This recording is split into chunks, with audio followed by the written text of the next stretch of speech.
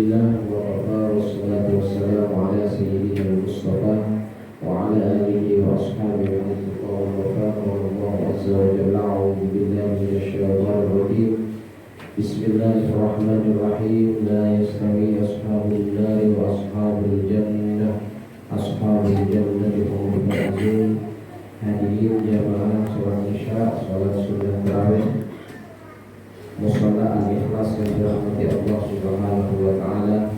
Alhamdulillah, malam ini kita semua diberikan kesehatan oleh Allah Subhanahu wa taala sehingga bisa melaksanakan mengikuti salat sunnah tarawih secara berjamaah. Mudah-mudahan ibadah salat tarawih kita mulai awal Ramadan hingga dengan malam ini senantiasa diberikan kekuatan oleh Allah Subhanahu wa taala dan diterima oleh Allah. Amin ya rabbal alamin. Hadirin jamaah salat Isya, salat sunnah tarawih yang dirahmati Allah Subhanahu wa taala. Dalam surat An-Nisa ayat 36, Allah Subhanahu wa taala menegaskan wa'budullaha wa la tusyriku bihi syai'an wa bil walidayni ihsana, yang artinya beribadahlah kepada Allah Subhanahu wa taala dan jangan sekali-kali kita berlaku syirik. Orangnya musyrik, ibadahnya kepada Allah sia-sia. Kalau masih kita percaya kepada dukun, kalau kita masih percaya kepada peramal-peramal yang ada di sekitar kita. Oleh karena itu hadirin rahimahullah, malam ini kita sudah melaksanakan ibadah kepada Allah dengan harapan ibadah kita senantiasa diterima oleh Allah Subhanahu wa taala. Amin ya rabbal alamin. Dilanjutkan ayat itu, wa bil walidaini ihsana. Kita diperintah oleh Allah untuk berbakti kepada kedua orang tua. Berbakti kepada kedua orang tua tidak hanya yang orang tuanya muslim, tapi yang orang tuanya non muslim pun wajib hukumnya kita berbakti kepada kedua orang tua. Menurut Majelis Tarjih Muhammadiyah, menurut Bahsul Masail Nahdlatul Ulama, bahkan MUI, bahwasanya kita semua hukumnya fardhu ain berbakti kepada kedua orang tua, baik itu orang tua yang muslim maupun orang tuanya yang non muslim. Hadirin rahimakumullah, bahkan di dalam kitab Al-Mawsu'ah Fiqhiyah disebutkan manakala orang tuanya kok beda agama, orang tuanya minta diantarkan ke tempat ibadah mereka, kita sebagai seorang anak wajib hukumnya mengantarkannya. Kalau orang tuanya meminta kita untuk mengantarkan mereka ke tempat ibadahnya, kita sebagai seorang anak mengantarkan, tapi tidak ikut dalam peribadatannya. Hadirin rahimakumullah, dua saja yang dilarang oleh ulama, bahkan Rasulullah SAW tidak boleh patuh kepada orang tua, baik itu orang tuanya muslim maupun orang tuanya non muslim. Yang pertama syirik, yang kedua adalah bermaksiat kepada Allah Subhanahu wa taala. Syirik itu pasti panjenengan harus merat, yang namanya menyekutukan Allah. Maksiat kepada Allah bagaimana? Dilarang anaknya melaksanakan ibadah salat, tidak diperkenankan untuk melaksanakan rukun Islam. Itu sudah jelas-jelas hadirin rahimakumullah, anak boleh tidak mengikuti perintah orang tua. La ta'ata li makhluqin fil maksiatil khaliq. Kita tidak wajib berbakti kepada orang tua kalau orang tuanya satu menyuruh syirik, dua bermaksiat kepada Allah. Hadirin rahimakumullah, hari ini sering kita jumpai bagaimana seorang anak kepada orang tua, naudzubillah, sudah modern, tapi tambah banyak anak-anak yang sudah tidak mau berbakti kepada kedua orang tua. Padahal kesuksesan kita hari ini itu semua adalah berkat tirakat orang tua, berkat doa dari orang tua. Bukan karena kita cerdas, kita sukses, tapi karena mendapatkan doa dan dukungan dari orang tuanya, serta mendapatkan maunah dari Allah Subhanahu wa Ta'ala.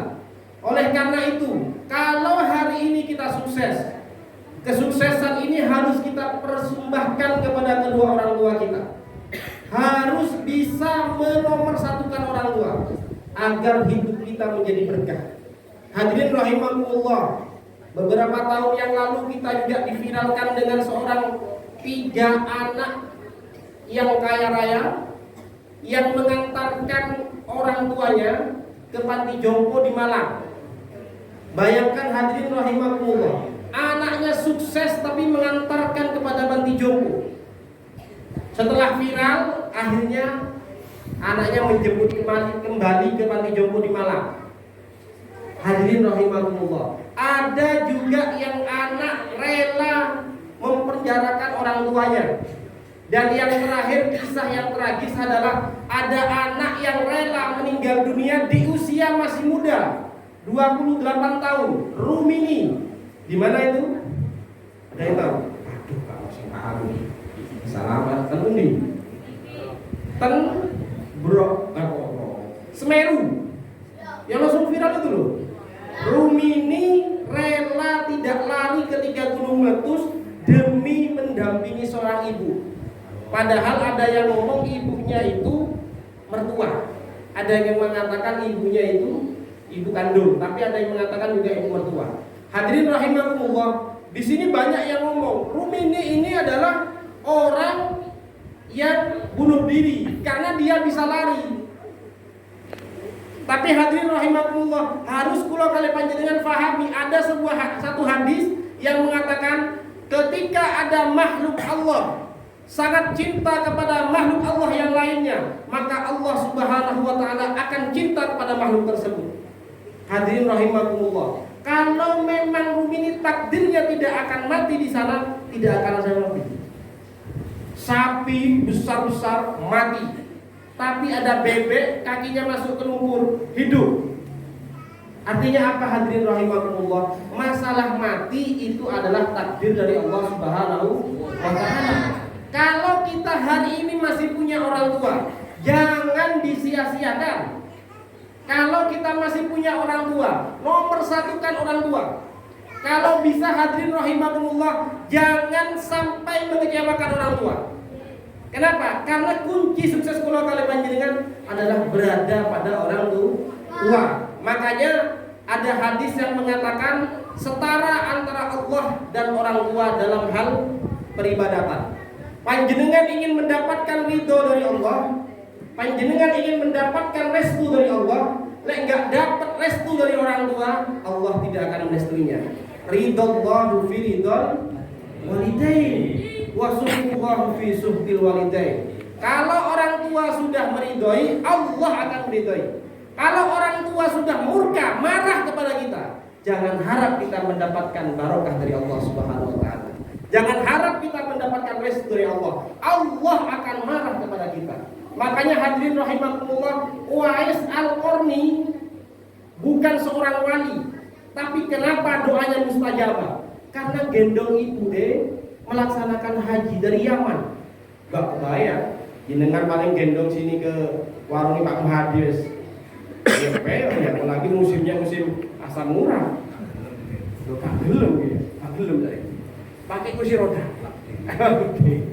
Hadirin rahimakumullah. Bahkan ada satu sahabat Nabi yang rajin sholat tahajud, gak pernah bolong.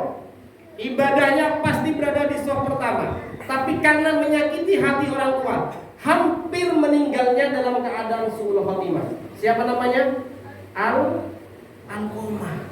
Oleh karena itu, melalui sholat tarawih malam hari ini, ayo kita yang masih punya orang tua, kita bahagiakan mereka. Jadikan nomor satu orang tua kita, maka Allah Subhanahu wa Ta'ala akan memberikan keberkahan pada kehidupan kita. Billahi ma'unah ila tariqina. Wassalamualaikum warahmatullahi wabarakatuh.